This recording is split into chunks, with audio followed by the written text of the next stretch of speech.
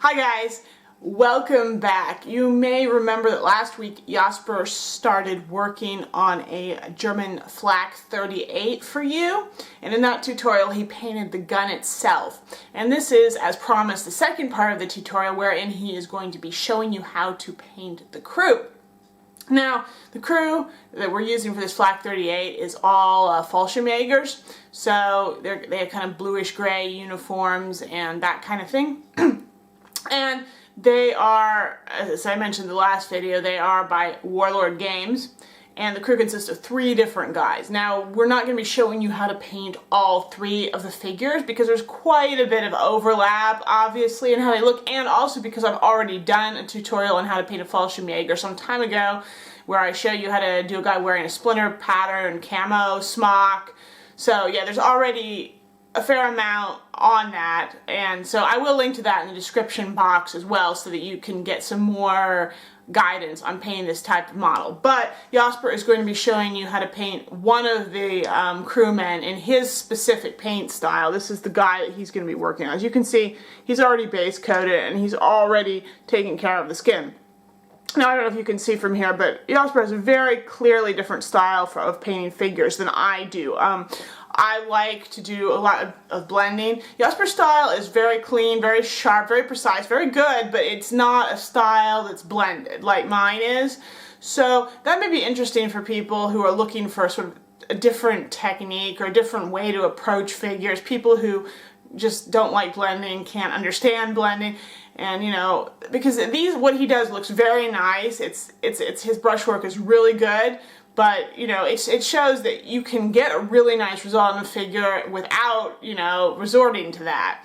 So he's going to be showing you on this guy, and as you see, this guy is just in a very plain uniform. He has just sort of typical straight German uniform, helmet on, and we chose him specifically because he would have sort of the least overlap with the Fallschirmjäger figure that I've already done. And this will also be great for those of you who have been asking how to paint a basic German uniform without, you know, smocks or special hats or anything like that.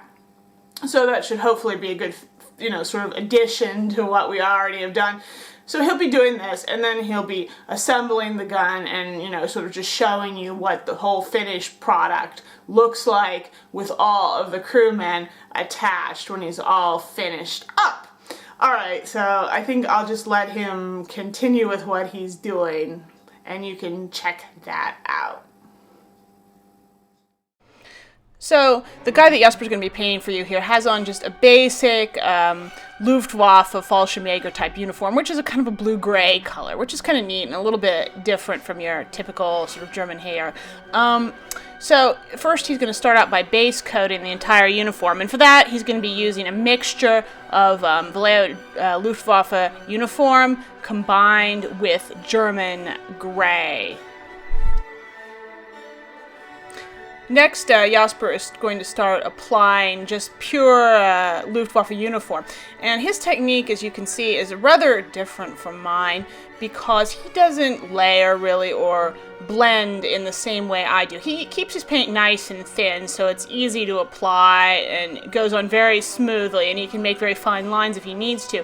But what he does is he really just applies the paint in just lines and streaks on the figure. So areas that are flat and smooth, he just applies just a flat layer of paint, and as you can see where there are creases or folds in the fabric, he really just leaves those areas dark. He leaves those the base color so that you've got just this very sharp definition between the highlight color and the wrinkled color. And in some cases, he even defines extra folds and creases that aren't sculpted onto the figure just by leaving lines of that darker color showing through. But if you don't like blending, this is a much easier technique because you're just sort of creating sort of the idea of lines, but you don't have to spend any real time smoothing or blending anything together here. Jasper then made a high highlight by mixing dark blue gray with the Luftwaffe uniform. And it should be pointed out here, there appear to be two different paints by Vallejo called dark blue gray, but they're different paints. The one you want for this is number 904, just so that we can clear that up. And again, he's just going to start applying this color just in sharp lines. He's not going to really try to blend anything, and he's just going to go over and define all the creases and the wrinkles in the fabric more closely in areas where there would be more light hitting, or just where there's sharper, stronger creases. It's probably easiest just kind of to watch where he puts the paint, but these are just very hard, sharp lines, and you can see that with a little practice you can apply this technique quite quickly to your figure. Next, Jasper's going to do the helmet. He already base coated it with just pure German gray, and now he's lightened the German gray with some blue gray, and he's going to apply that to most areas of the helmet except sort of the crease around where it flares outwards. And then he's going to just continue highlighting the edges and extreme top of the helmet. It's sort of the same way, but he's just added even more of that blue gray into his mixture. Now Jasper's going to base coat the black areas on the model, which are going to include the soldiers' boots and sort of belts and strapping, and also this ammo box, which he's got because this is the loader for the gun. So he's got this big clip that, you know, loads into the Flak 38, and so he's just going over all of these very carefully with some black paint. And the first highlight that Jasper is going to be using on all the black leather areas, at least, is German camouflage black-brown.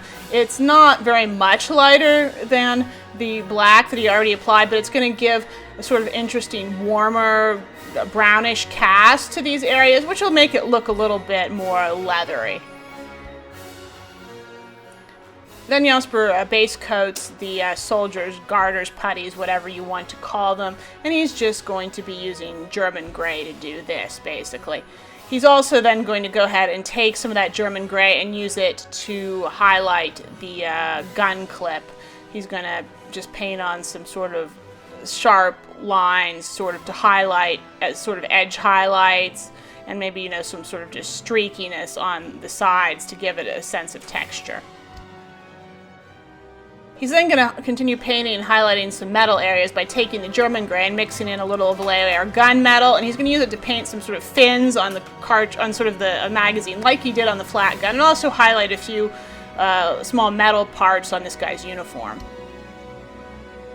He then took a little bit of the pure gunmetal, and he's going to use it to apply some sort of edge dings and chips and extra shininess to the gun magazine, you know, just to make it a little bit more interesting. And he may also add a few chips using this color to little bits of metal hardware elsewhere on his uniform. After that, he's going to paint the strap on the front of our soldier's helmet using Vallejo brown leather. That's just going to be his base coat. And he's also going to use that brown leather to sort of touch some areas of the straps. Now for the insignia, so his epaulettes and his shoulder patches, which in this case should be red. So he's using Citadel Mephiston red for this. So he's going to apply some stripes and then also just some blocks of color on the collar. And then he's going to go back and quickly put a little highlight in with Evil Sun's scarlet over top, just to quickly brighten those areas ever so slightly. He's then going to add some further detail to the insignia using Vallejo's sky gray here, just to make some stripes, and also a little detail on the helmet with that same color. And this guy's also got sort of a bandage over his eye, and he's going to base coat that again with the sky gray. And then again, he's going to apply extra highlight in silver gray just to the bandage this time. Now Jasper's going to highlight the putties that he started working on earlier, and he's just going to be using German uniform for this. You can see he's just going to apply some simple, quick, streaky lines over the high parts where they're creasing. Then he's going to briefly, just real briefly, base coat the top of his canteen using Vallejo extra dark green. And the bottom part, which is always sort of a warmer brown color, he's then going to base coat using some chocolate brown. Now he's going to quickly base coat the mess bag, and he likes to do his in brown. I often use gray, but both colors are good choices. He's using German uniform here to base coat his mess bag. And then after he's done that, while it's drying, he's going to go in and put a quick highlight on his the bottom of his canteen bottle, and he's going to be using German camouflage pale brown for that. And that's just a few quick streaks across the top area of that. And then he's going to go back in, this time with khaki gray, and he's going to use that to put some edge highlights on his mess bag and just some kind of streaks and lines to give the indication that there's some folds and creases sort of on the front surface there where you can kind of see it. Finally, he's going to highlight the top of the canteen here using a mixture of that dark blue gray and some German gray just on all the sort of high areas. And here's our finished Flak 38 gun loader wearing his very basic Luftwaffe Fallschirmjäger sort of blue uniform. And this technique is very nice. As you can see, it's quite a bit faster and simpler than the one that I usually apply, less layers, less highlights, but it really relies on having a good steady hand, very good brush control, and a very fine, good quality brush that lets you make these nice sharp lines. But, you know, if you can master those techniques, this is probably a faster and more effective way to, you know, get a figure onto the table, you know, really quickly, but still paint it to a good standard. And these figures look especially good when you have a large group of them as well. And you can just see how effective that is here on the completed model, where we've got combined our loader with the other two crewmen, which Jasper painted off camera, but using very similar techniques. And the flat gun, of course, he did last week, so you can check out that tutorial if you want to see how to paint the gun. You can see one crewman has on sort of a Fallschirmjäger splinter pattern camo smock. I've done a tutorial on painting those earlier, so if you want more information on that, you can have a look there, because our techniques and color choices are very, very similar. Even if I do it with more blending, it's still basically the same process. And you can see Jasper has also applied groundwork to the model here. He has done it in a very similar way to the way I do my groundwork. So again, if you want to know more about groundwork, you can also have a look at my sort of fundamentals tutorial on basing models. And again, a lot of these models really shine when you add a few details to them. So besides the crewman, for example, you can kind of see he's applied a few small shell casings there near the right side of the gun, and just little bits of plastic sprue that he's painted metal, and that just is a nice little bit that, you know, makes the model, gives it more personality and makes it sort of just special. So again, I hope you enjoyed this video. If you did, please like it, share it, leave us comments with what you thought about it. Jasper's still really, you know, new to the video thing, so he's still learning, so we want to hear, you know, what you thought. And of course, subscribe if you haven't done so already to the channel. We really appreciate that. And I think that's all for now, so I will see you next time.